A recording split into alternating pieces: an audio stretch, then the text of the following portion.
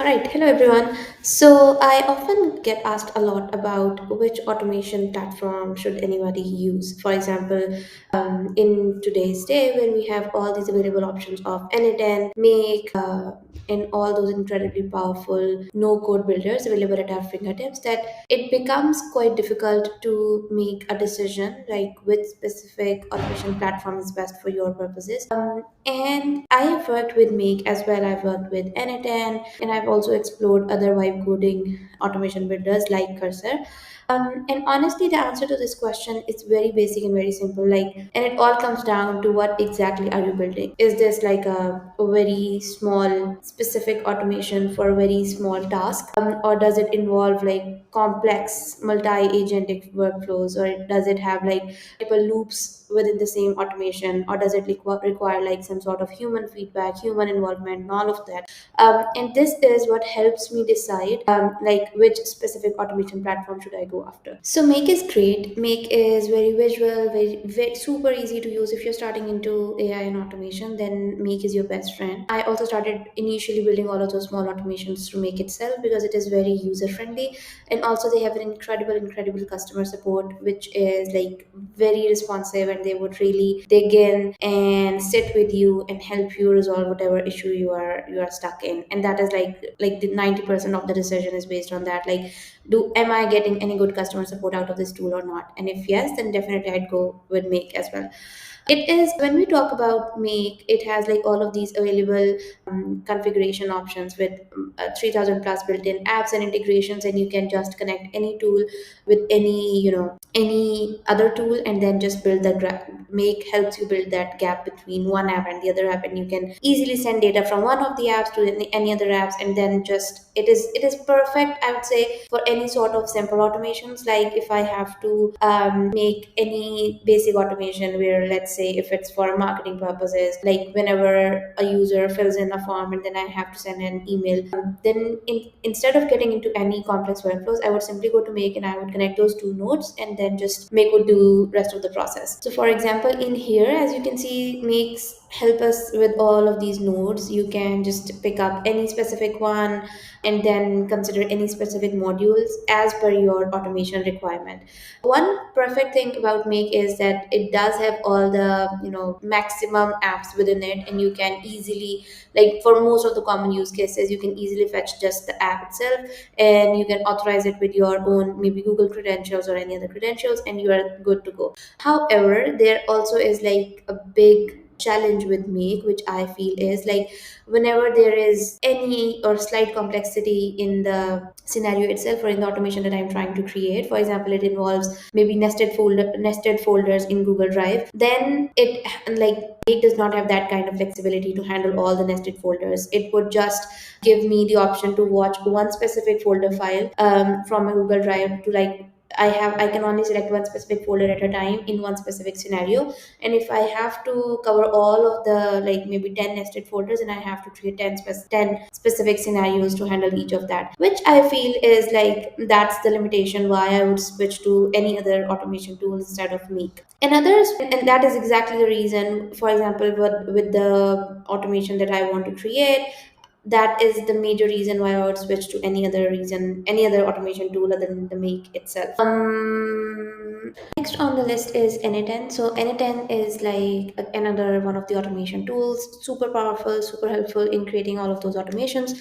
The best part of this tool is you do get some sort of flexibility in a way that they offer one of the nodes, which is like a code node, and you can like add your own custom code within it that would then just make your entire workflow and automation quite flexible. Otherwise, it is almost similar to what Make offers, like connecting all of those different nodes, connecting all of those different modules, and then passing and flowing the data from one of the nodes to another one. I mostly tend to make stuff on n8n when I'm considering slightly complex automations other than make.com. Here, when I'm like parsing large JSON files, and I would switch to n8n, or I am like there are like conditional logics involved, then I would go to n8n. It is perfect for conditions and all of those conditional loops and workflows. But still, for working with multi agents, I know that n8n does offer that. But I still feel that when there is like large workflow involved within one platform, platform, I would tend to go to Cursor, which is the third option, which is my favorite one other than n8n and Make. So let's check that. And lastly, the most powerful one, I am like, it's been some months now that I have completely switched to Cursor for all of those complex automations and workflows, because Cursor is like very, very developer friendly, and you can talk about an automation, you can plan it out with their latest feature where you can plan all of your automation in the start, and you can talk with the agent. So basically, Cursor is an AI code generator which works with you and gives you suggestions on how to build this entire automated workflow that you're trying to create, and then writes an entire maybe like node.js script or whatever you are building it on.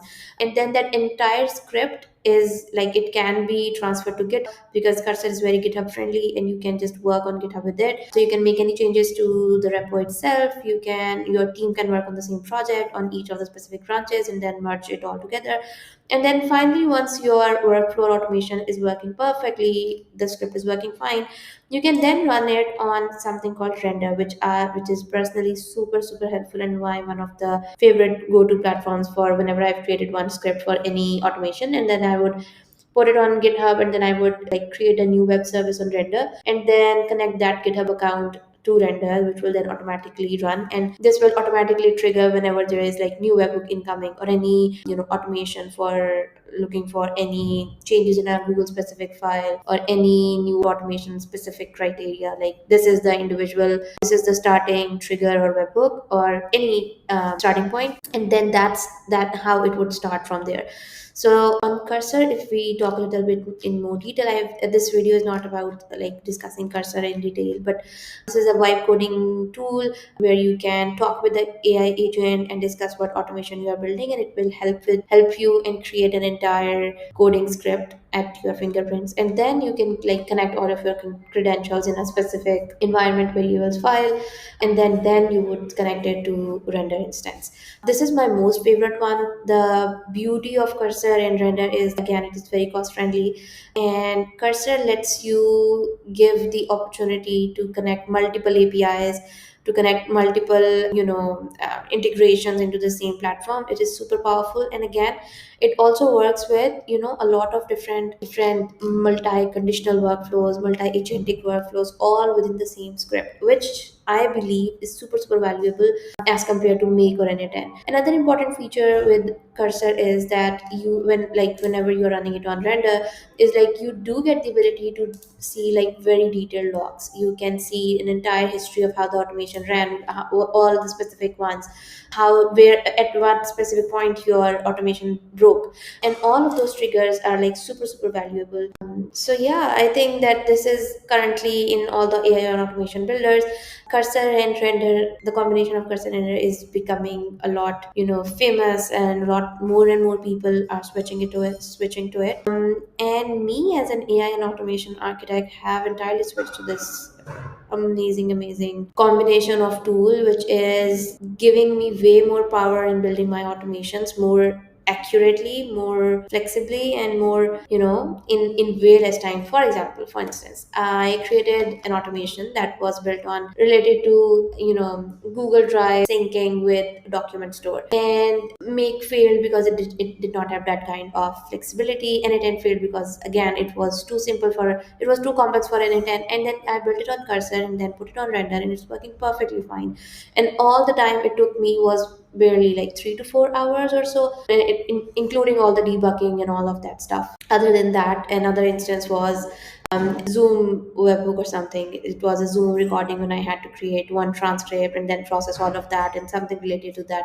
And when I initially built it on Make, when I had to do all the webhook configuration and all the Zoom authentication stuff, it took me nearly, I was also at the start of that career at that point, but it nearly took me around 2 months to finish that whole project and to put it into production, resolving all the errors. Because, when each specific node is very fixed and rigid, you cannot do much of that. Any specific point that your input comes and any single data point is changed, your entire automation in Make or n8n would just break because of just not the consistency in data, just because of that. But when you build some stuff on Cursor or in powerful Node.js scripts, it becomes way more powerful, because that way I was able to again connect the apps very in a way that they were very flexible. They were handling multiple video files, audio files, transcripts all at once.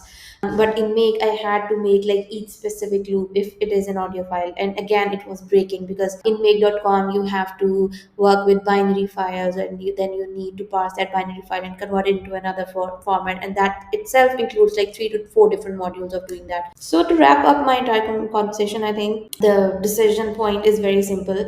If you are building a very basic automation and connecting just 1 to 2 nodes, it's best that you start off with Make.